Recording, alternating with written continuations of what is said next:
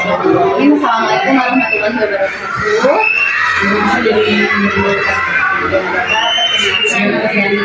Mungkin Bapak juga sudah kenal ya. Di sini saya calon guru penggerak 49 akan mewawancari Bapak. Izinnya Bapak ya, di sini saya akan mengerjakan tugas modul 3.1 tentang pengambilan keputusan berbasis nilai-nilai kebajikan sebagai pemimpin. Nah, sebelumnya boleh Bapak perkenalkan dulu mungkin Bapak. Terima kasih Bu.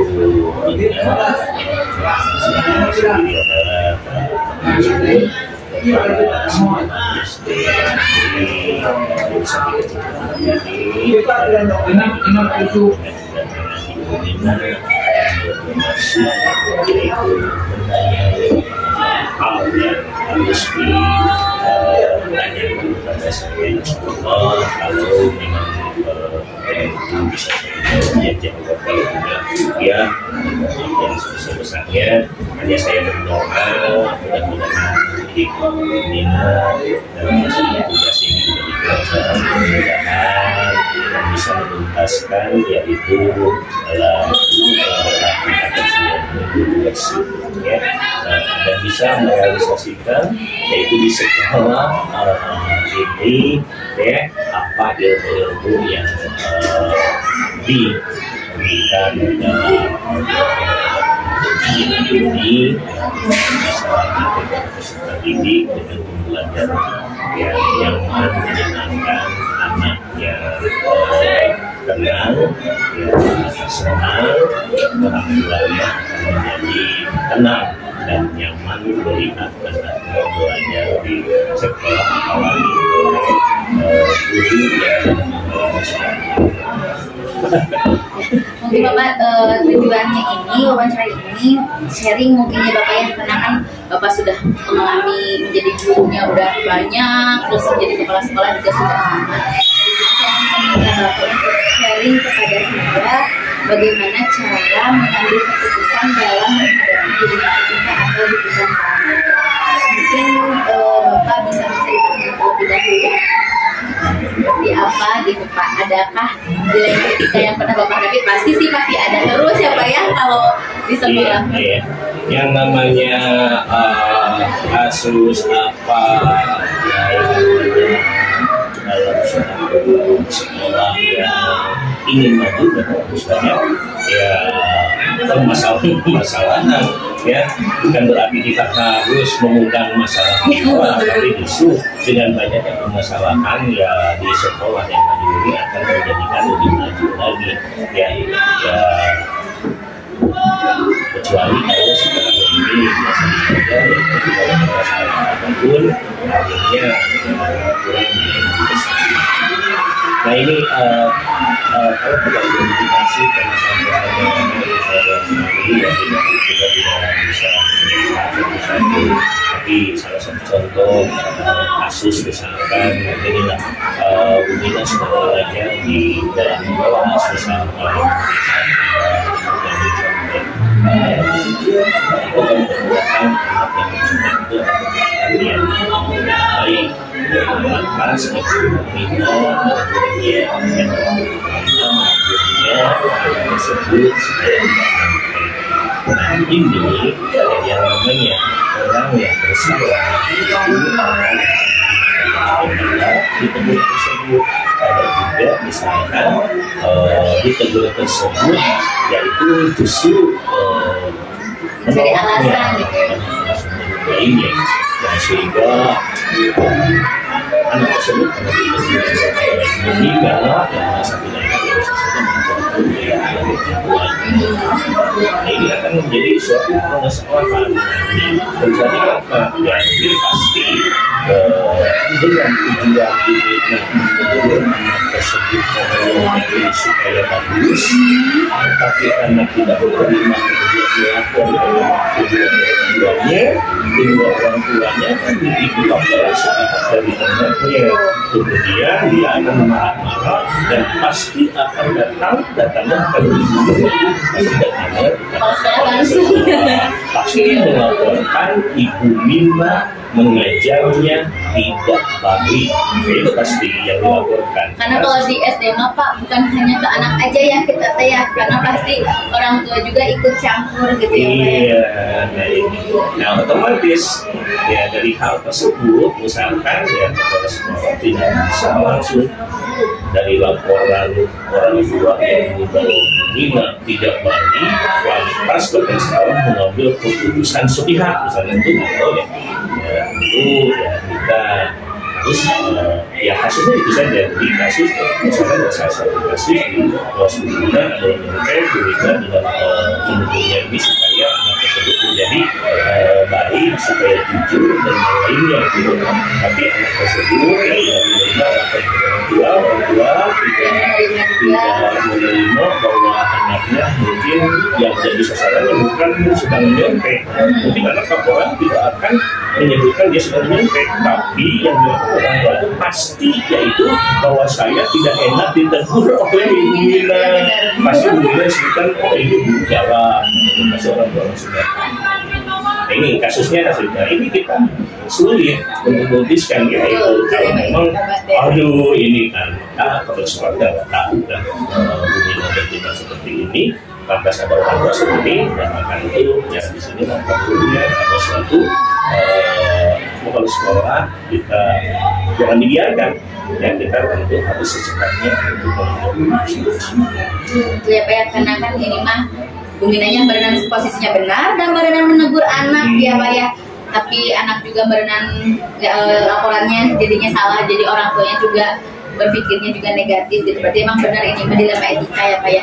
Nah langkah-langkah kalau misalkan kasusnya seperti ini Pak, sebagai bapak, sebagai kepala sekolah gitu ya Pak ya, apa yang Bapak lakukan gitu ketika menerima laporan dari kepala dari orang tua tersebut? Ya, langkah pertama kepala sekolah yang memang juga kita ini tidak bisa langsung menerima aduan ini bahwa aduan ini benar. Ya, tentu kita ini sebagai kepala sekolah itu harus memanggil dulu yaitu ya rekan kita sebagai guru di partner yang menjadi orang tombak keberhasilan dalam mengajar di sekolah ini, karena ini guru itu saya akan pastikan pertama guru tersebut apa yang dilakukan oleh mereka itu benar atau tidaknya ya kita klarifikasi, kemudian ya kita atau dengan kelas bagaimana ini, kemudian kita buatkan jadwal untuk pertemuan. Jadi pertemuan yang pertama kami sedang mengajar di Bina ini mengajar ya bagaimana kita ini mulai kapan Bina ada waktu bertemu dengan kepala sekolah. Maka itu saya tentukan nanti yaitu Bina bisa bertemu itu di hari ini dan kemudian kita langsung ya klarifikasi laporan dari orang tua Bina benar menegur atau memarahi anak tersebut atau sesuai dengan aduan dari orang tua atau di mana. Karena kalau memang kalau belum ditanya sebetulnya saya berkomunikasi saya tetap menilai dulu ada mungkin untuk menegur kalau memang tidak ada permasalahan di kemudian kita setelah itu jadwalkan yaitu pertemuan dengan orang tua yang lalu tersebut. Kemudian nanti kita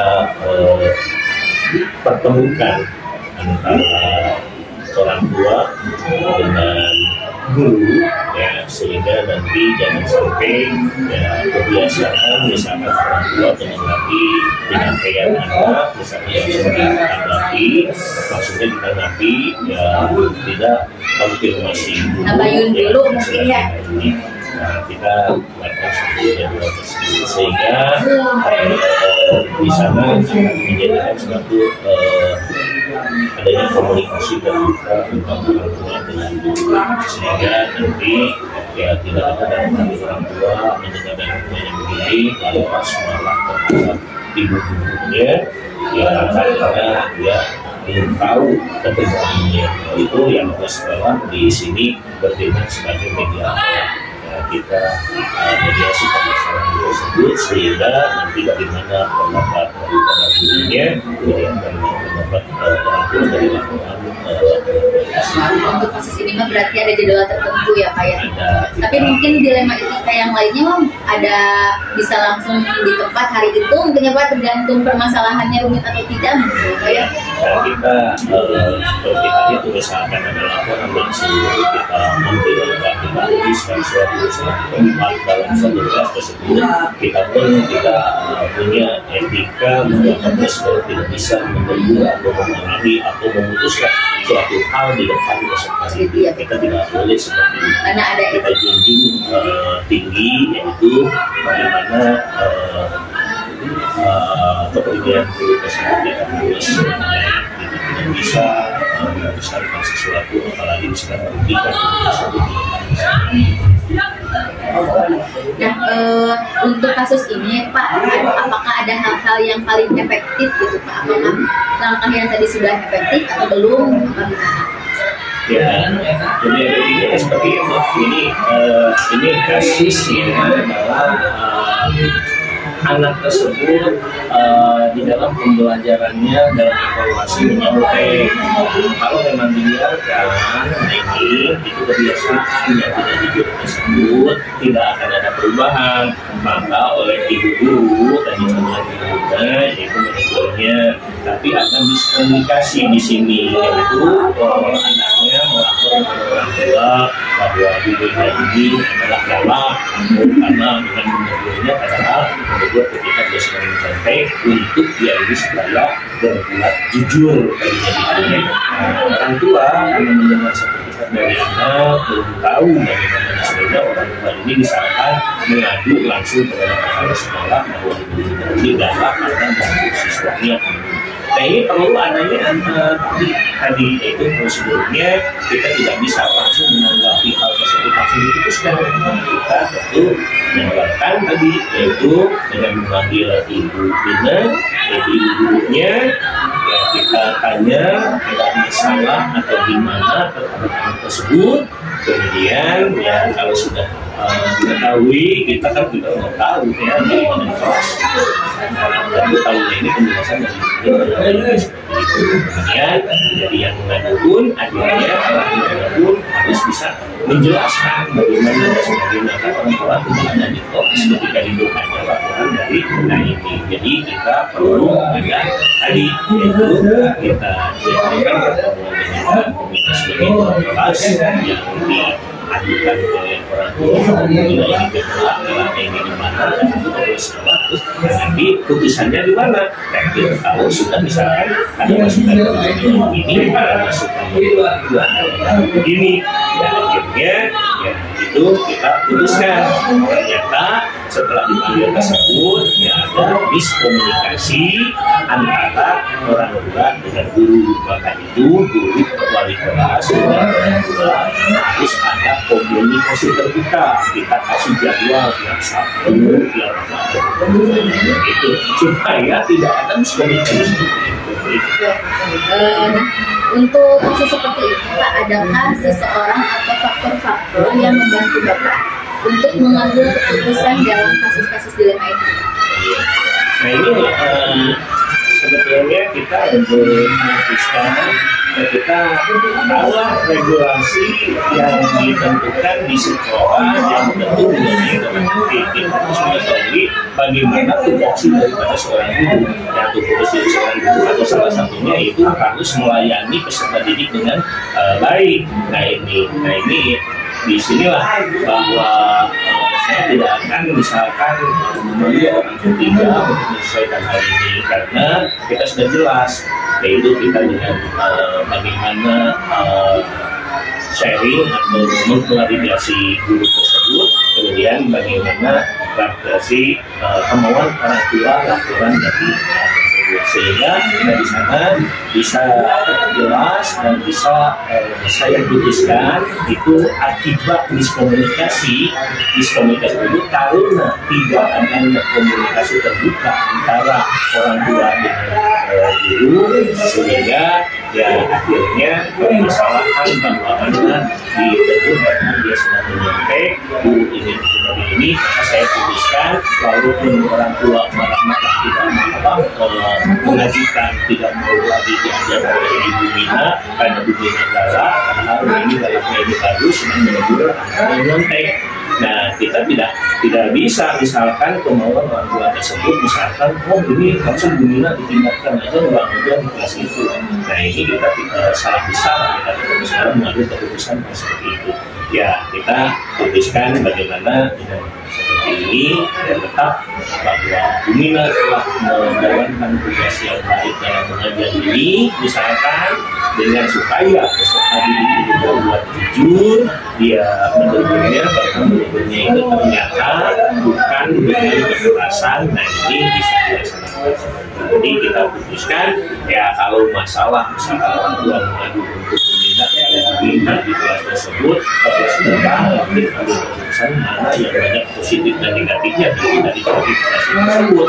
Ya kalau memang banyak positifnya ternyata guru di sini bagus, sedang menjalankan tugasnya dengan baik, ya itu kita putuskan aja bahwa tetap mengajar tersebut. Tidak adanya misalkan supaya peserta didik tersebut tidak berulang hal tersebut, ya tentunya ya adanya komunikasi terbuka antara orang tua yang lainnya, bukan hanya dengan guru.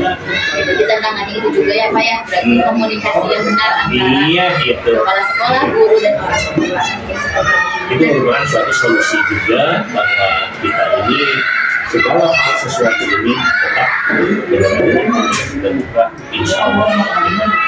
Berarti pembelajarannya itu adalah komunikasi terbuka teman-teman. Iya. Baik Bapak, mungkin itu saja wawancara hari ini. Terima kasih sudah berbagi pengalaman dengan saya. Mohon maaf mengganggu waktunya Bapak. Semoga Bapak selalu sehat. Jadi bisa melihat jalannya saya dengan kita nanti di CGP Angkatan 9. Amin. Mudah-mudahan lulus dengan baik. Amin. Ya. Kebetulan ini merupakan suatu reward bagi guru penggerak Angkatan 9 ini, karena nanti dalam SKP gurunya itu sudah dapat nilai kurang lebih 128 itu poinnya gitu. Ini anak-anak sangat bagus sekali. Jadi tentunya karena kalau angkatan yang 8 itu karena aturan di Januari 2024 tidak bisa digunakan bahwa sertifikatnya ini tidak berlaku gitu ya. Sekarang yang angkatan ini lulus insya Allah di semester ini sudah menjadi kurang lebih selesai. Pak hatur nuhun, nangka Bapak. Waalaikumsalam.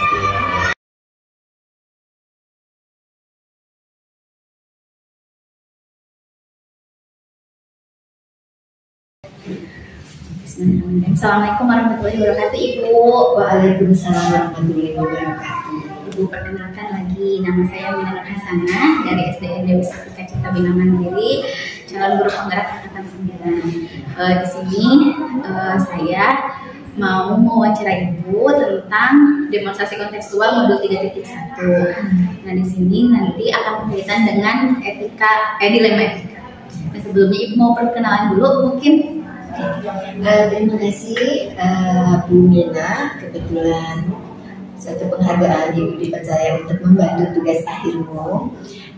Saya Arifah Bagja Sulistiani bertugas di SDN Benteng 1 Gendra Masegas, pelaksana program sekolah penggerak angkatan kedua Kota Sukabumi. Ibu gimana kabarnya, sehat? Alhamdulillah sehat. Ya, Ibu mungkin langsung saja ya Bu ya, karena kan mungkin Ibu juga banyak agendanya. Ya, Ibu kalau misalkan kita sebagai di sekolah kan pasti banyak banget tentang dilema etika ya Bu ya. Di sini saya mau bertanya Bu, bagaimana pendapat Ibu atau Ibu dapat mengidentifikasi kasus-kasus yang merupakan dilema etika penunjukan moral yang ada di sekolah Ibu? Menurut pendapat saya, ya, menurut pandangan Ibu pribadi, kita bisa mengidentifikasi kasus-kasus yang merupakan dilema etika atau bujukan moral itu ketika kita menenggarai adanya suatu sikap yang agak bertentangan dengan norma yang berlaku. Mungkin untuk sebagian orang itu bisa dianggap bukan masalah. Tetapi kalau kita melihat pada norma yang berlaku di masyarakat, itu bisa dipertanyakan untuk hal-hal tertentu. Jadi bisa dilihat dari perilakunya, apakah memang sudah sesuai, apakah sesuai dengan idealis yang seharusnya. Apalagi kita di dunia pendidikan itu kan seperti sadar tidak sadar seperti ada ritme, ada aturan yang mengatur segala perilaku kita. Kalau agak menyimpang sedikit berarti itu ada masalah, berarti itu ada kasus yang merupakan dilema etika. Betul ya Bu ya. Jadi ada bergejolak mungkin di hati kitanya Bu ya.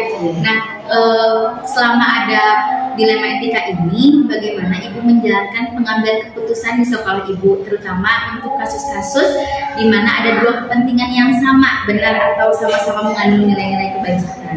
Baik, sebagai kepala sekolah yang saya hadapi kan bukan hanya gurunya, artinya saya ditempatkan sebagai bukan hanya untuk guru-guru saya, tetapi juga di situ ada orang tua, ada keterlibatan komite sekolah juga, ada keterlibatan peserta didik juga.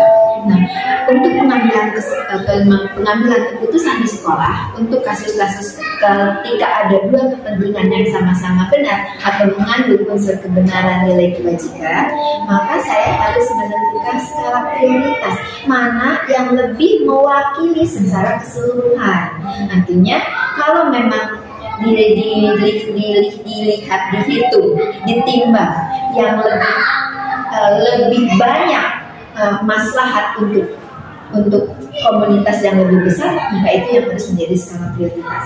Maka keputusannya harus memihak kepada kebutuhan yang lebih besar.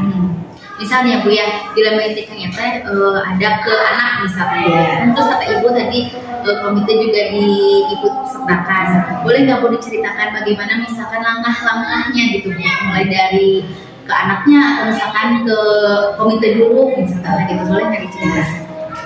Yang pernah terjadi misalnya begini, kebetulan kami memiliki peserta didik yang agak istimewa. Dari beberapa kejadian, ketika masih bisa teratasi oleh guru kelas, kita serahkan kepada penanganannya kepada guru kelas. Tetapi ketika bisa kejadian guru kelasnya berhalangan, nantinya dipegang dihandle oleh guru lain. Nah, kalau guru lain kan tidak memiliki kewenangan sebesar guru kelasnya, itu biasanya yang kami lakukan adalah melakukan proses.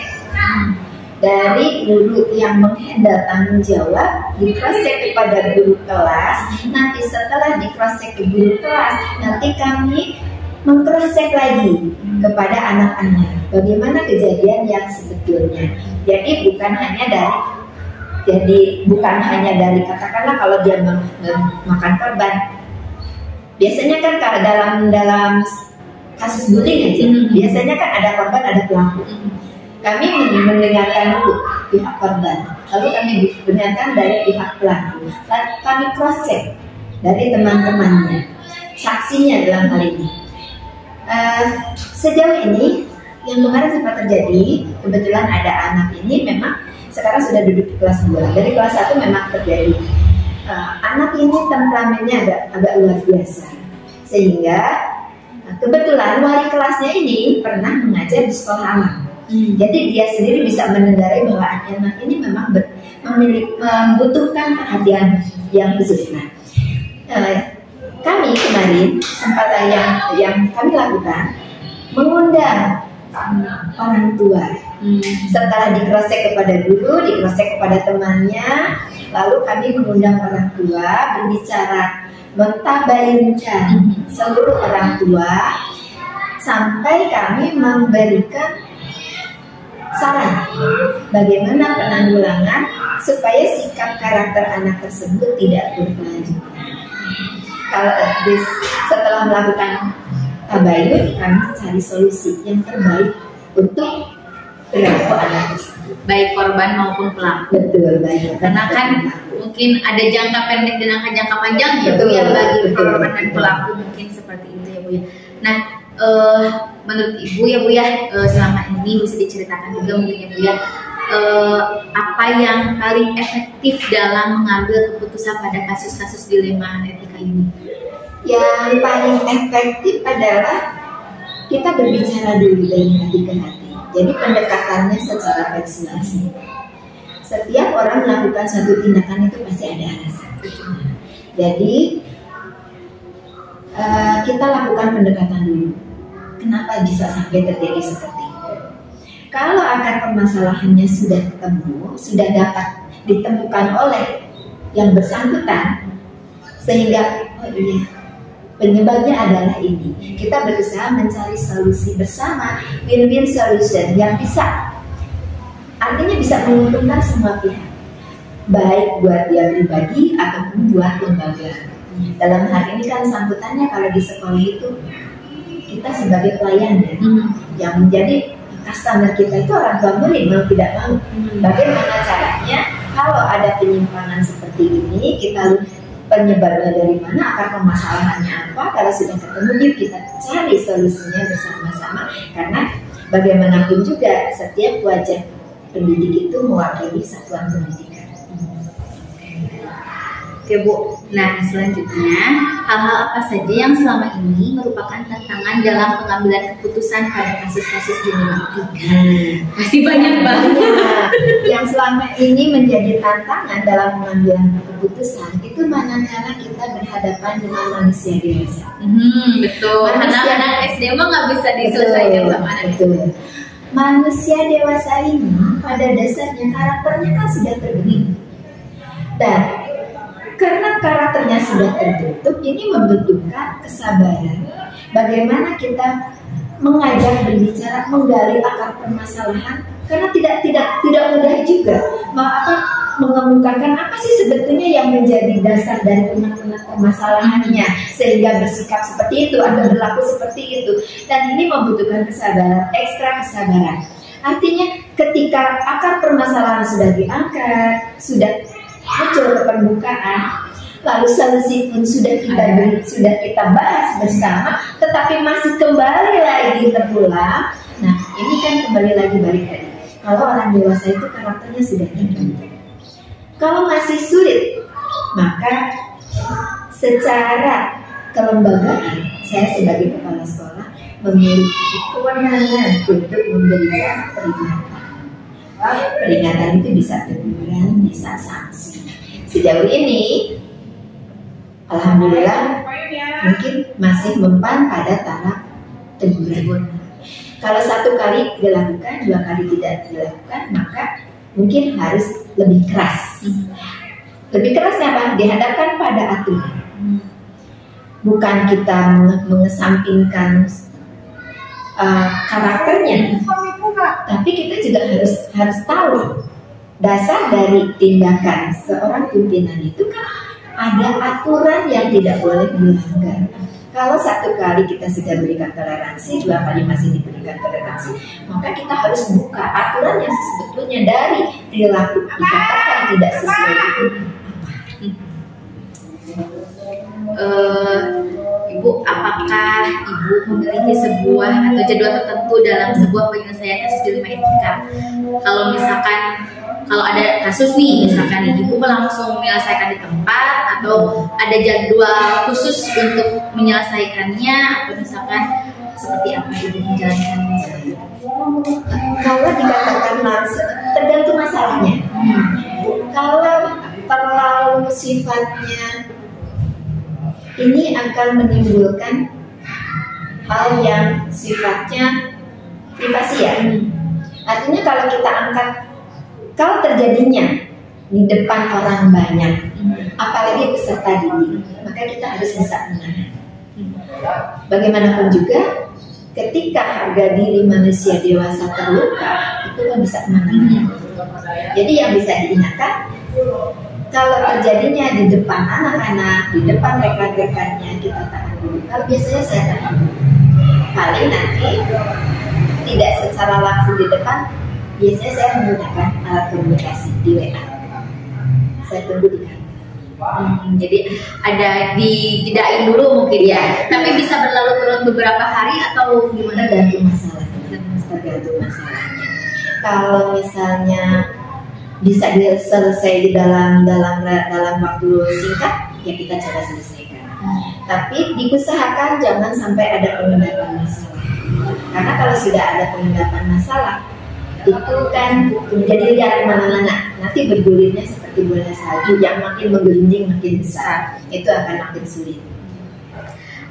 Adakah seseorang atau faktor-faktor yang selama ini mempermudah atau membantu ibu dalam mengambil keputusan dalam kasus-kasus dilema etika? Faktor yang mempermudah biasanya kalau kita hadapkan pada aturan. Siapa yang bisa menolak? Kalau memang aturannya, rule-nya udah seperti ini, kan tidak ada lawan menolak kalau urusan kecil. Atau yang bisa mempermudah itu kalau ada kerjasama, ada keterbukaan. Kalau mau terbuka, insya Allah bisa selesai, bisa ada titik temunya, bisa ada solusinya. Tetapi kalau orangnya bertahan, misalnya tidak cukup satu kali, mungkin harus diulang. Kita biarkan dulu, melihat karakternya. Kalau orangnya yang cenderung temperamentnya agak keras, itu harus tidak langsung bisa dikejar pelan-pelan. Kita memberikan dulu kesempatan, biarkan mencerna dulu. Tapi kalau sudah terlihat lebih Dengan masalahnya dan orangnya sabarnya.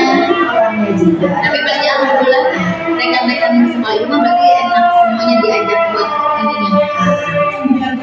Masalah memang tidak enak kembali. Kalau misalnya kecenderungan manusia itu dia akan berarti apa yang menyenangkan buat dirinya dan akan menolak hal yang benar. Jadi tidak bisa langsung jebret. Contoh sekarang SKP. SKP ini untuk guru muda. Oh ya. Dia rasa ketakutan untuk menunjukkan kompetensinya, terutama kemampuan dalam hal gula. Tapi bagi yang sudah senior, sudah mendekati masa pengen bakti, ini jadi beban. Jadi beban. Kenapa? Di saat mungkin sudah mulai jenuh dengan pekerjaan, tapi tuntutan tanggung jawab sudah sebesar ini. Nah, yang seperti ini, jadi kita harus pelan-pelan. Jadi balik lagi, ada kecenderungan mengejarnya mana yang menyenangkan buat dia. Kalau tidak menyenangkan, ada kecenderungan menolak. Nah, pada sisi yang menolak itu yang harus hati-hati. Memotivasi untuk menyadari tanggung jawabnya. Berarti tergantung situasi di mana dilema itu terjadi dan orang yang terlibatnya. Iya. Nah, untuk selanjutnya Bu, rencana ke depan kalau misalkan memang ada dilema etika, ada pasti banyak ya. Apa yang akan Ibu ambil gitu, unsur dilema itu apa sih? Apa yang bisa mengukur bahwa dilema etika itu udah pas nih diambil ketika Ibu tuh ngambil keputusannya benar gitu? Tidak ada kebenaran yang mutlak sebetulnya. Artinya langkah yang kita ambil untuk kasus tertentu terhadap individu tertentu itu belum tentu bisa kita terapkan kepada yang lain. Jadi sifatnya situasional. Kemudian mengenali karakter. Karena kalau kita tidak mengenali karakternya itu juga akan sulit. Oke, berarti kan pasti ya Bu ya, setiap dilema etika juga pasti ada apa sih pembelajaran buat kita semuanya. Nah, beberapa dilema etika ini pasti banyak banget buat pembelajaran terhadap Nina juga gitu ya, karena Nina juga pasti ada dilema etika juga. Kalau menurut pengalaman Ibu nih, pembelajaran apa yang Ibu dapatkan saat mengambil keputusan dilema etika? pembelajaran yang bisa saya ambil, tidak selalu keputusan yang kita ambil itu ternyata adalah yang terbaik. Untuk beberapa kasus yang kita tempuh, kita ambil keputusan, kita merasa itu adalah yang terbaik, ternyata itu bukan yang terbaik. Kita mengambil hikmah, mengambil pembelajaran dari situasi tersebut. Ternyata untuk kasus seperti ini, pemecahan seperti ini bukan jalan terbaik. Untuk berhadapan dengan individu yang ini, kita menyelesaikan dengan cara seperti ini, ternyata masih kurang memuaskan untuk semua, berarti langkah yang saya ambil kemarin masih kurang. Maka saya perlu memperbaiki lagi bagaimana menghadapi permasalahan-permasalahan yang timbul di kemudian hari. Karena kan tidak langsung tuntas ya. Walaupun dikatakan tuntas, tapi biasanya masih ada di belakang itu masih ada. Nah, yang seperti itu kita tinggal mengambil hikmah. Kita merefleksi kembali. Kenapa jadi salah? Sebetulnya akar permasalahannya itu ada yang lain dari yang sudah terangkat. Kalau masih berlarut-larut berarti masih ada yang terpendam. Dan solusinya mungkin bukan ini. Jadi refleksikan, nanti kalau misalnya ada yang salah diambil yang mungkin seperti itu aja Ibu wawancara hari ini. Terima kasih banyak atas pemberian hasil-hasil kemarin Ibu yang sudah ada pernah dilakukan dari mereka ini. Semoga Ibu sehat. Terima kasih banyak sudah membantu Sama-sama. Bisa membantu tugas akhirmu selesai tepat waktu. Amin. Terima kasih banyak Ibu. Sama-sama.